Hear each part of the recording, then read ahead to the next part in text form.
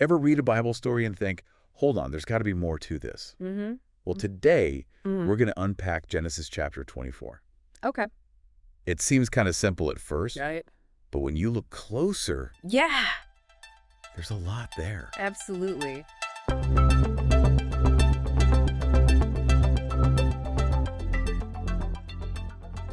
Welcome to the Make Heaven Crowded podcast, where we dig deep into the Bible and find those hidden gems. Genesis 24 is really interesting, It shows us how God works in our lives. Oh, yeah.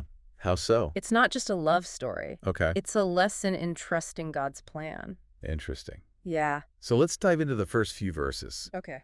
We meet Abraham. He's getting old. Right. God's blessed him a ton, but there's one thing he's worried about: What's that? finding a wife for his son Isaac. Oh, right. He needs someone to continue their faith. And he's very careful about who that is. What do you mean? Abraham tells his servant, probably Eliezer, Okay. to not find a wife from the Canaanites. The local people. Right. So he sends him back to his homeland. It's not about race, though, right? Yeah, not at all. It's about spiritual alignment. Yeah, Abraham knew that marrying the wrong person could lead Isaac astray. That makes sense. It foreshadows the idea that God's people have to be different spiritually. Hmm. And that's still true today, Really? Yeah, the people we're close to affect our faith.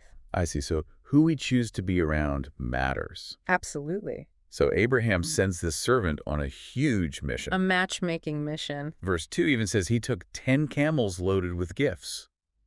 Wow. That's not just a casual trip. No, not at all. He went all out. It shows how serious Abraham was. Yeah, he was committed to this. And then those 10 camels, Yeah. they're symbolic too. Really? What do they mean? They show abundance, No. like how God provides when we follow him. So the camels represent blessing. Right.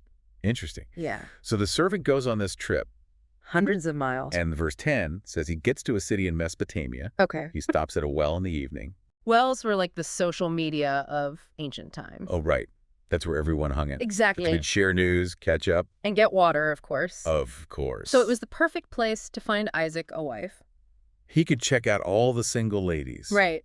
But he doesn't just pick someone based on looks. No, he does something much more powerful. What's that? He prays. Guidance. Not just guidance. Okay. He prays for a very specific sign. A sign. Like what? He asks God to show him the right woman Okay. by having her offer him water, Okay, that makes sense. but also to water all 10 of his camels. Wow. All 10. All 10. That must have been a lot of work. Go tell. Camels get thirsty. Imagine how long that would take. Yeah, that's a big ask. But that's the whole point. What do you mean? The servant was putting his faith in God, Okay. trusting him to work even when things seemed impossible. It's like he's saying, God, if you want this, make it obvious. Exactly. And what happens? Verse 15. Before he even finishes praying, No way. Rebekah shows up. That's crazy. It really shows how God answers those who seek him.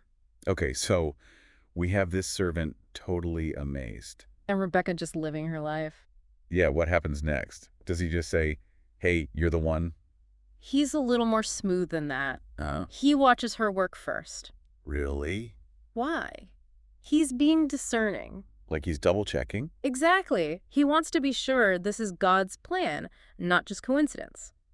That's a good lesson for us too. It is. It's okay to ask God for signs, but we also need to use our wisdom. So we're not just blindly following feelings. Right. Makes sense. And once he's convinced, he gives her a gift. What kind of gift? A gold nose ring and 2 gold bracelets. Wow. Going all out. These weren't just any gifts, they showed he was serious. This is like an ancient proposal. Yeah, like he's saying, I think you're the one. But this is just the beginning of the story. then. Yeah, we still need to meet her family. What happens when they find out? That's where things get even more interesting. Oh, no. Rebekah runs home to tell them about this strange guy. Can you imagine her brother's face when he sees all that gold? He must have been pretty surprised. That's one way to make a first impression. It definitely got his attention. Right to the point. Laban immediately invites them in, So they're welcomed. but the servant wants to explain everything first. Really? He refuses to eat or rest until he's shared why he's there, He's on a mission. totally focused on God's will. That's inspiring. It is. He's putting God first. Good example for all of us. Absolutely. So he's about to spill the beans. The whole story of Abraham and Isaac This should be good. and the plan that led him to their doorstep. Okay, so he's ready to tell them everything. He really lays it all out there. What all does he say? He starts with God's blessings on Abraham. Right. God promised him so much. A son, land, a whole nation. The covenant. Exactly, and how that led to Isaac needing a wife. From the right family. Of course. And then the journey, the prayer at the well. Right, that specific prayer. And how Rebekah perfectly fulfilled that sign. Wow, he's really painting a picture of God's hand in all this. It's like a mini sermon, you know? He's sharing his faith. Showing them how God orchestrated everything. Emphasizing it wasn't just luck, it was God's plan. That's powerful. It is. So how does her family react? They're blown away. Really? What do they say? They recognize God's hand in it. Like they see the bigger picture. Exactly. They even say the thing proceeds from the Lord. Wow. They know it's not up to them to decide. That's a huge thing to surrender like that. It is. They're letting go of their daughter, trusting God. That's got to be tough. It's a beautiful example of faith, Yeah, trusting God's timing. even when it's hard. So they're okay with it. But what about Rebekah? Right. She hasn't said anything yet. It's a big decision for her. Huge, marrying a complete stranger. Like, she doesn't even know Isaac. They ask her directly, though, What do they say? "Wilt thou go with this man?" They give her a choice. Yeah, they respect her decision. That's important. Even back then, they valued her consent. And her answer. Yeah. Simple but powerful. What does she say? I will go. Just like that. 3 words that change everything. Wow. She's brave. It takes a lot of faith to do that. To leave everything behind, trust someone she doesn't know, She's stepping into her destiny. a plan God had for her all along. It's like a picture of the church, you know? The church. Yeah, the bride of Christ. Okay. Choosing to follow him, even when it means leaving things behind. Whoa, deep stuff. It connects her story to something much bigger. So Rebekah represents all of us who follow Jesus. In a way. It's amazing how these Old Testament stories still speak to us today. They really do. So what happens next? Does she just pack her bags and go? Pretty much, yeah. No farewell party? Verse 61 says she sets off with the servant and some maidservants. Must have been a whirlwind of emotions. Exciting and scary all at once. A whole new life ahead of her. And meanwhile, Isaac is living in the Negev. And one evening, he's out in the fields. Just chilling? Not exactly. He's meditating. Meditating. Like yoga.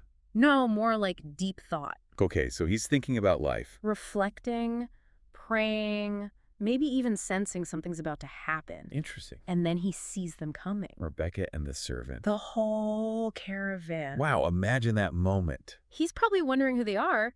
And Rebekah sees Isaac too. I bet she's nervous. They're about to meet for the first time. This is it, the moment of truth. It's like 2 paths colliding, orchestrated by God. Beautiful. The servant explains everything to Isaac. The whole story. All the details, the prayer, Rebekah's answer. That's a pretty good story to tell. It really shows God's faithfulness. So what happens then? Do they fall in love instantly? The chapter just says Isaac brought her into his mother's tent. Sarah's tent. Yeah, and they were married, and he loved her.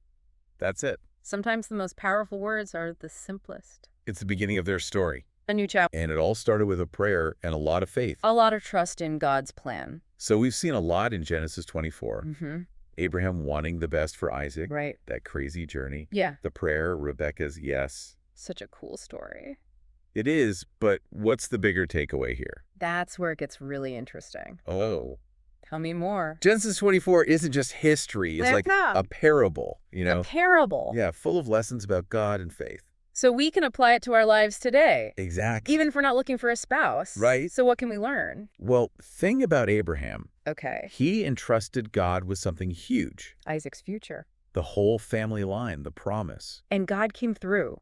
in a big way. He found the perfect wife for Isaac. It's like God was orchestrating every detail. Yeah, it wasn't random. Not at all. Everything had a purpose. Like a puzzle coming together. Exactly. So God cares about the details in our lives too. He's involved. Yeah. Even when we don't see it. But we still have choices, right? Of course we're not puppets. Rebekah could have said no. That's true. Our choices matter. So it's a partnership with God. Yeah, we work together. That makes me think of the servant's prayer. Oh, at the well? Yeah, he was so specific. Asking for a clear sign. And God answered right on time. It's amazing how precise it was. He shows God listens. He hears us when we pray. Even those big, audacious prayers. Especially those So we should pray with confidence, at expectation. believing God will answer. In his way, in his time. And sometimes those answers surprise us, right? Oh, yeah. Like asking us to step out of our comfort zone. Like Rebekah leaving her family. It can be scary. But exciting, too. Trusting God with the unknown. That's what faith is all about.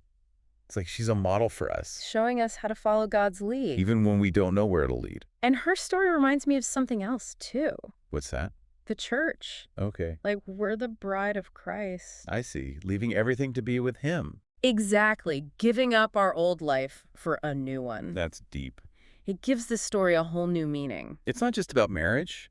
It's about our relationship with God. Choosing him above all else. And that's a love story worth celebrating. So Genesis 24 is more than just an old story. It's alive with meaning. A message of hope and purpose. And God's faithfulness. It's inspiring. It is. Well, if you want to learn more, Mm-hmm. head over to the Make Heaven Crowded YouTube channel. We have a whole video on Genesis 24. Visuals, commentary, the whole shebang. It'll really bring the story to life. And hit that subscribe button while you're there. We love connecting with you guys. Leave a comment, too. Let us know your thoughts. What stood out to you? And if this deep dive resonated with you, Share it with someone. let's spread the word. Make Heaven Crowded. Make heaven crowded.